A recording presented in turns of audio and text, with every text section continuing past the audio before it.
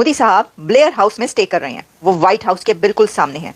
मैं आज की तबसरा कर रहा था, मैंने कहा मोदी दुनिया में कहीं चाहता है तो वो एलीट से नहीं मिलता, कॉमन मैन से मिलता है, मजदूर से मिलता है। वो एलीट के साथ वो ना rubbing shoulders with the elite, उसको पता है कि यार मैं मजदूर, साइंटिस्ट, इंजीनियर, डियास्पोरा से मिलूं, जिससे जिन लोगों ने मुझे एम्पावर किया हुआ है, ना कि मैं आऊं और बड़े बड़े होटल्स में एलीट को मिलके चला जाऊं। टेक्नोलॉजी, ट्रेड, डिफेंस, एनर्जी और सप्लाई चेन रेजिलियंस, इन तमाम सब्जेक्ट्स के ऊपर डोनाल्ड ट्रंप के साथ गुफ्तगू करेंगे। कहा यह जा रहा है कि ये दौरा बहुत अहम है क्योंकि इसमें इंडिया और अमेरिका के जो रिलेशंस हैं वो और भी ज्यादा हाई अप होने जा रहे हैं, और कुछ ऐसे एजेंडा भी है जिसके पर बातचीत होगी। कह रहे हैं कि ट्रेड बड़ी ज्यादा हो जाएगी। वक्त पाकिस्तान को इस रीजन में सर डिप्लोमेटिकली आइसोलेट करने जा रहा है, तकरीबन नजर भी आ रहा है, कामयाबी भी मिल रही है। कितना सिग्निफिकेंट विजिट देख रहे हैं आप मोदी साहब का अमेरिका का?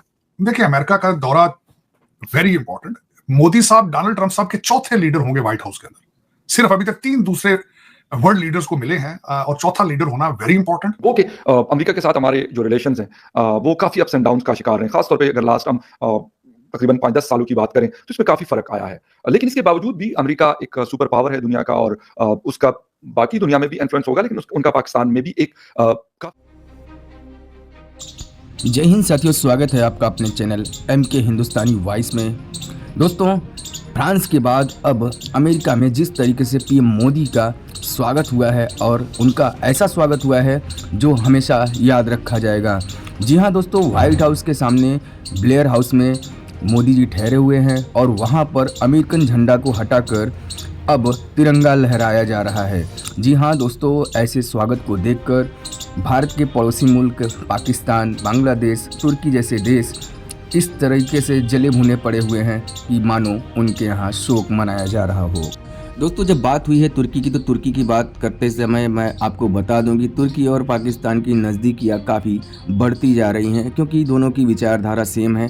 और तुर्की ही ऐसा देश है जो पाकिस्तानी मदरसों को फंडिंग करता है, और दोनों एक ही विचारधारा के होने की वजह से इनकी नज़दीकियाँ काफ़ी है। और दोनों देशों में इस समय खलबली मची हुई है, क्योंकि PM मोदी का जिस तरीके से अमेरिका में स्वागत हो रहा है, पहले तो फ्रांस में वहाँ पे जो स्वागत हुआ उसे देखकर वो जले भुने थे ही, लेकिन व्हाइट हाउस में और जिस तरीके से अमेरिका में मोदी जी का स्वागत हुआ उसे देखकर ये लोग काफ़ी परेशान हैं।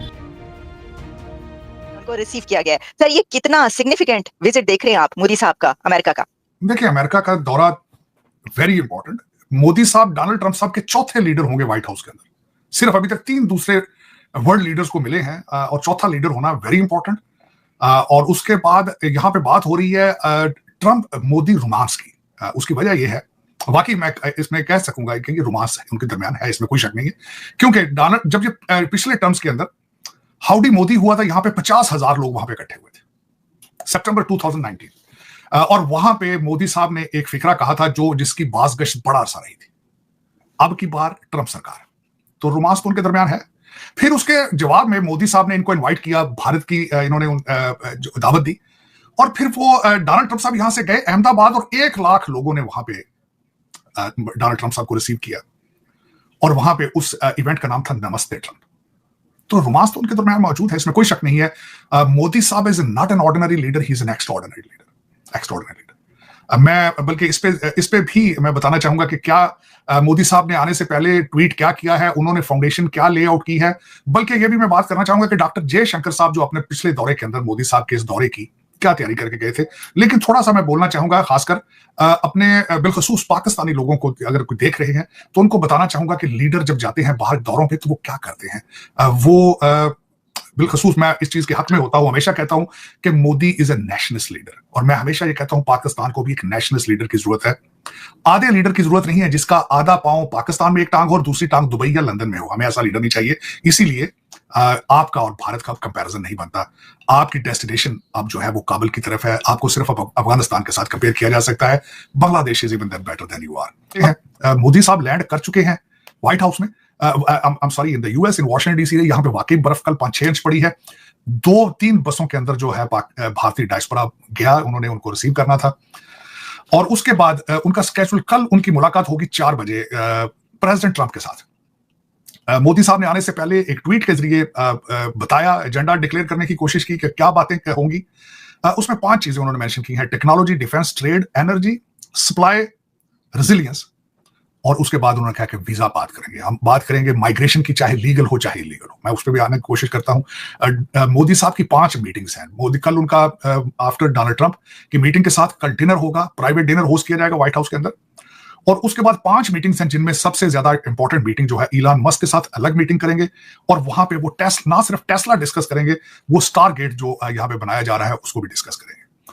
उसके बाद जो सबसे ज्यादा एक्सपेक्टेशंस हैं इस वक्त वॉशिंगटन डीसी के अंदर, एक्सपेक्ट क्या किया जा रहा है, अमेरिकन क्या एक्सपेक्ट कर रहे हैं, भारत की तरफ से क्या एक्सपेक्ट किया जा रहा है।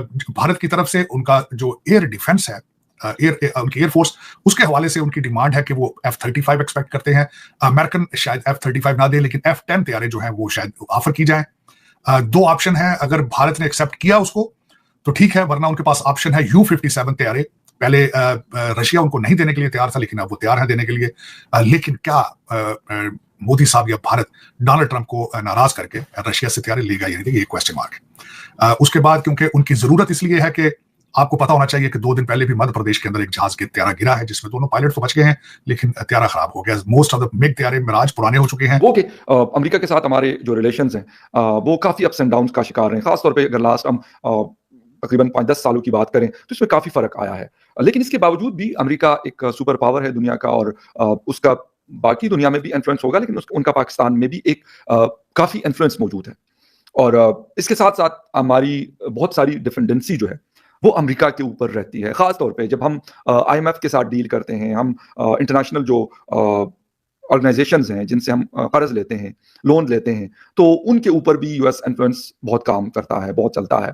ये सारी चीजें चल रही होती है। आज थोड़ा सा इस चीजों पे बात करते हैं। तो दोस्तों, फ्रांस के बाद जिस तरीके से PM मोदी का स्वागत, अभिनंदन हुआ USA में, और USA में वो जिधर गए, अमेरिका में वो जिधर भी गए PM मोदी, वहाँ पर उनके पीछे काफ़ी संख्या में भारतीय मिलने आए और काफ़ी संख्या में भारतीयों से उन्होंने मुलाकात भी की। तो ये लम्हा शायद भारत के लिए काफ़ी यादगार रहेगा, और अमेरिकन प्रधानमंत्री के लिए भी ये काफ़ी यादगार रहेगा। तो उम्मीद करता हूँ कि आपको ये वीडियो पसंद आया होगा। अगर वीडियो पसंद आया तो चैनल को सब्सक्राइब और वीडियो को एक लाइक करना बिल्कुल भी मत भूलिएगा। मिलते हैं नेक्स्ट वीडियो में, तब तक के लिए अपना ख्याल रखिएगा। धन्यवाद। जय हिंद।